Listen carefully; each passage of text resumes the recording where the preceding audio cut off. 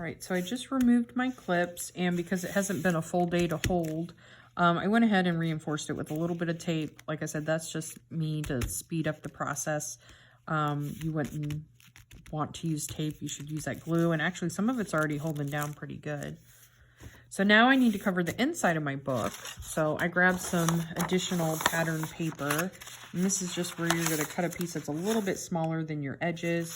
For example, I know that this is 6.5 by 9.5, so I could make my paper 6 by 9, and I would be able to cover this one. If I cut another one 6 by 9, I could cover this one. So I'm going to take my pattern paper. You can either take it over to the paper cutter, or you can measure. Looking for my ruler.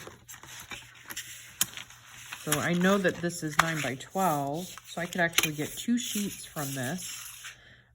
Let's see, if this is the 9 side, right?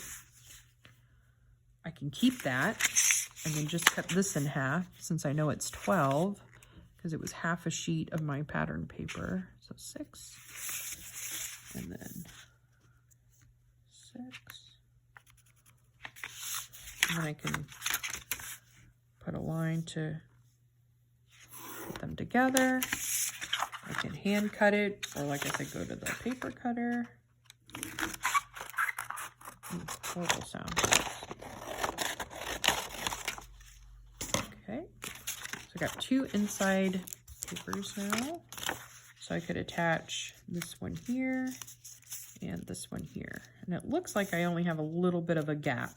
So you have a couple choices. Before I lay this down, I could definitely take a little bit of scrap and maybe cover that up. Maybe some of this paper to kind of disguise it.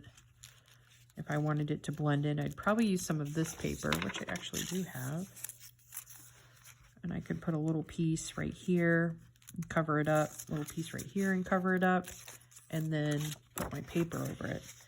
Another option, depending on your craftsmanship and what you want to have, I could attach this, and then if I have bigger pieces of paper of this and I want them to blend in, I could cut and add some of this paper here too. So it's kind of disguised a little bit more. So kind of like a patchwork job. So up to you. Obviously, I'm looking for good craftsmanship. I want you to take pride in your work. So I suggest always covering those places. Another scenario is you could go and paint exposed cover that you didn't want anyone to notice. Also, I could have brought it all the way to the edge here if this covered up everything down here. So I could do that as well. And then so I'd glue that down and I would clip it to hold it in place, and my book would be ready to go as far as covering the inside and outside. Ooh, it's pretty, a little difficult folding. Sometimes, a lot of times when I store this overnight, I'll store it in the closed position so that you're allowing the wet paper, because of the glue, to kind of dry and dry how it would be if it was closed. So that was one thing I didn't mention before, but yeah, you could do that. If I wanted other materials, like sometimes I've added ribbon on this side and to wrap around. If you didn't want to show the ends of it, you could attach that before putting this paper down, and that would hold it around as well, or hold it down. I know for me, I hot glued some buttons to the top. A better way of doing that would have been epoxy to hold them down.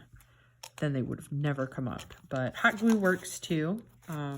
So next thing I'm going to do is start working on my signatures on the inside pages.